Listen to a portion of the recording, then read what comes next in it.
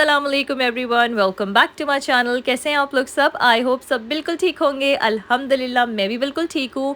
तो यहाँ पर मैंने एक रात पहले ही आटा गूंद के रख लिया था, और ये आटा जो गूंद के रखना था मुझे कंटेनर में, लेकिन रात में मैं कोई इतनी ज़्यादा टायर्ड हो रही थी, लेकिन अल्लाह अल्लाह करके मैंने आटा तो गूंद ही लिया क्योंकि मुझे सुबह पराठे बनाने थे। मैंने सोच लिया था मैं नेक्स्ट डे पराठे बनाऊंगी क्योंकि बहुत दिन हो गए थे मैंने पराठे नहीं बनाए थे, और ब्रेकफास्ट में पराठे अंडा ये सब ना बहुत मज़े का लगता है। तो हस्बैंड भी घर पर थे आज, तो मैंने सोचा अच्छा सा ब्रेकफास्ट बनाती हूँ, सब खा लेंगे। और आटा जब मैं गूंदती हूँ ना तो मैं क्या करती हूँ, मैंने आप लोग को बताया हुआ है कि मैं पाउडर मिल्क भी डाल देती हूँ। मेरे पास एवरीडे होता है तो थोड़ा सा मैं एवरीडे डालती हूँ, थोड़ा सा नमक डालती हूँ और बस, और नीम गर्म पानी से मैं गूंदती हूँ, तो वैसे ही बहुत अच्छा गूंद जाता है आटा। तो यहाँ पर मैंने एग्स बना लिए थे काफ़ी सारी ग्रीन चिलीज़ डाल के। अच्छा, बच्चों के लिए मैंने सिंपल से फ्राइड एग्स बनाए थे। अमीलिया ख़ुद नहीं खाती। अमीलिया जब एग और इस तरह की चीज़ें होती है ना तो उसको मुझे खिलाना होता है।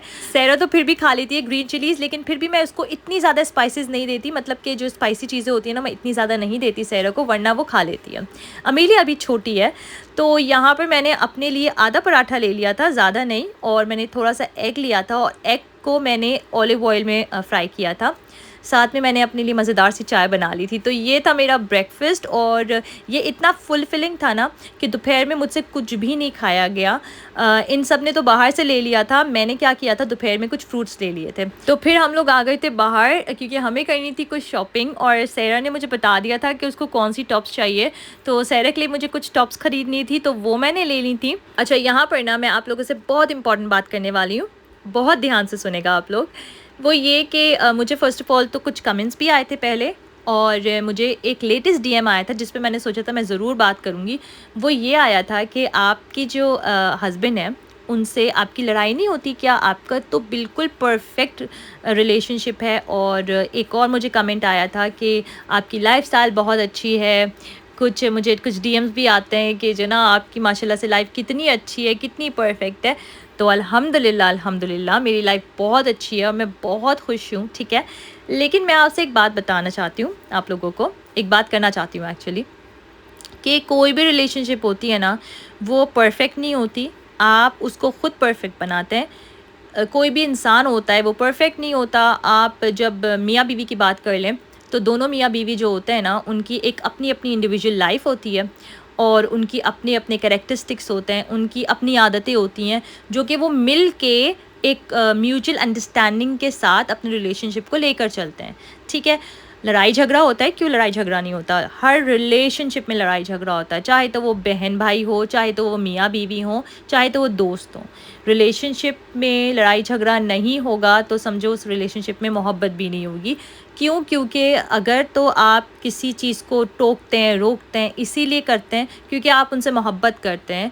मतलब आप नहीं चाहते कि दूसरा इंसान कोई गलत काम करे या दूसरा इंसान कुछ भी ऐसा करे जो कि ठीक नहीं है, तो आप उसको टोकते हो। भले दूसरे इंसान को बुरा लगे, लेकिन समझने की बात होती है ना। आपको जब जहाँ केयर होगी वहीं मैं समझती हूँ लड़ाई भी होगी।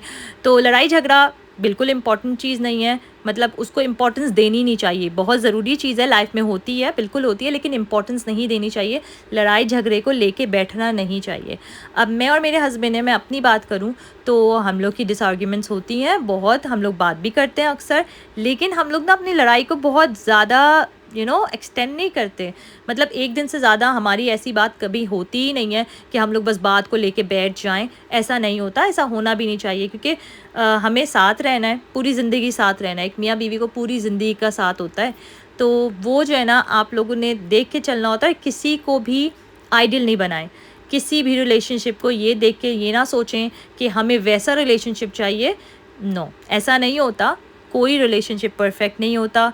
कोई रिलेशनशिप जो होता है ना, ऐसा नहीं होता कि उसमें लड़ाई झगड़ा ना हो। तो मैं बस इतना कहना चाहती हूँ, अगर आप लोग को समझ में आई ये बात, कि प्लीज़ किसी भी रिलेशनशिप को देख के, स्पेशली सोशल मीडिया में जो रिलेशनशिप होते हैं, सोशल मीडिया में जो चीज़ें आपको दिखाई जाती हैं, बहुत सारी ऐसी चीज़ें होती हैं जो रियलिटी बेस्ड नहीं होती। तो आप बस अपने रिलेशनशिप को देखें, आप देखें कि आप अपने रिलेशनशिप में कितना एफ़र्ट डाल सकते हैं, कितना अच्छा कर सकते हैं, बस यही मैटर करता है। तो बस आई होप आप लोग को मेरी बात समझ में आ गई हो। तो यहाँ पर जो है ना मैंने अच्छी सी शॉपिंग भी कर ली थी आज। सहरा के लिए कुछ टॉप्स ले ली थी और स्मिगल गई थी मैं। स्मिगल से मैंने अभी जो आप लोग को दिखाया ना लंच बॉक्सेस, वो मैं आपको डिटेल में दिखाऊंगी क्योंकि मैंने एक अच्छा सा बड़ा सा ऑर्डर किया है स्मिगल से, क्योंकि बच्चों के सितंबर से न्यू सेशन भी स्टार्ट होने वाला है। तो मैं क्या करती हूँ, मैं पहले से ही सब कुछ सेट करके रख देती हूँ। मुझे एक कमेंट आया था, मुझे याद पड़ता है कि आप बहुत ज़्यादा ऑर्गेनाइज्ड हैं। तो मैं बहुत ऑर्गेनाइज्ड तो नहीं हूँ, लेकिन कोशिश करती हूँ कि मैं ऑर्गेनाइज्ड हूँ और पहले से पहले ही काम कर लूँ। क्योंकि क्या होता है कि जब पहले से पहले काम कर लेते हैं ना, तो वो एंड में जो रश होता है ना, वो मुझे बहुत बुरा लगता है। मुझे बिल्कुल अच्छा नहीं लगता रश करना। तो यहाँ पर बस यही बात है कि मैं कोशिश करती हूँ पहले से पहले काम हो जाए, उन्हीं में सुकून मिल जाता है मुझे और आसानी होती है। अच्छा, यहाँ पर मैं क्या करी थी, मैंने कुछ चिकन बॉईल की थी और इसका जो पानी था ना वो स्टॉक होता है ऑब्वियसली, जो कि बहुत काम में आता है। तो मैंने आप लोग को पहले ही बताया हुआ है, जो भी चिकन स्टॉक होता है उसको मैं फ्रीज़ कर देती हूँ।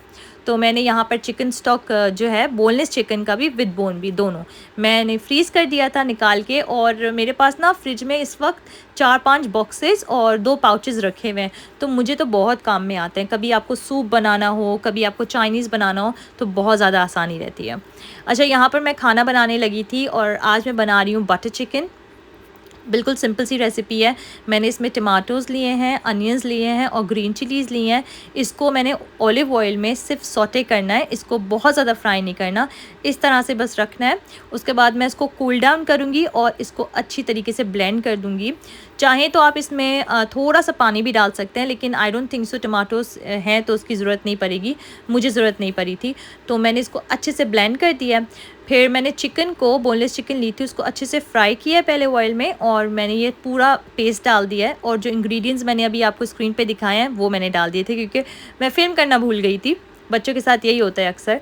और बस ऑयल जब ऊपर आ जाएगा तो उसकी गार्निशिंग कर देंगे। और एंड में पता है मैंने क्या किया, आज मेरे पास ना रायता रखा हुआ था फ्रिज में, तो एंड में ना मैंने रायता ऊपर डाल दिया था इसके और बहुत ही मज़ेदार बटर चिकन बनी थी। हाँ, मैंने इसमें थोड़ा सा बटर भी डाला था, तो बहुत मज़ेदार बनी थी, इतने मज़े की लग रही थी। साथ में मैंने राइस बॉईल कर लिए थे और मैंने ना वही मुट्ठी भर राइस लिए थे और बटर चिकन इतनी थोड़ी सी ली थी, क्योंकि बस पता नहीं क्यों आज मेरा दिल नहीं चाहता इतना ज़्यादा कुछ खाने का।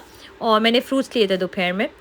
यहाँ पर जो है ये जो मेरा एयर प्योरीफायर उसकी क्लीनिंग हो रही है। और ये जो क्लीनिंग वाले बिट्स होते हैं ना इस तरह की चीज़ों के, अप्लाइंसेस के, ज़्यादातर मेरे हस्बैंड ही करते हैं। तो यहाँ पर हूवर कर रहे थे और क्लीन कर रहे थे। अच्छा, आजकल ना पाकिस्तान में अम्मी की तबीयत कुछ ठीक नहीं है, तो मुझे आप लोग से कहना था, प्लीज़ आप लोग सब बहुत दिल से दुआ करेगा मेरी अम्मी के लिए, इंशाल्लाह जल्दी अल्लाह उनको सेहत दे। और यहाँ पर अगर तो आप लोग मेरे चैनल पर न्यू हैं और आप लोग को मेरी वीडियोस पसंद आती हैं तो please subscribe to my channel and like my videos. इंशाल्लाह मिलूँगी मैं नेक्स्ट व्लॉग में। टिल देन, अल्लाह हाफिज़।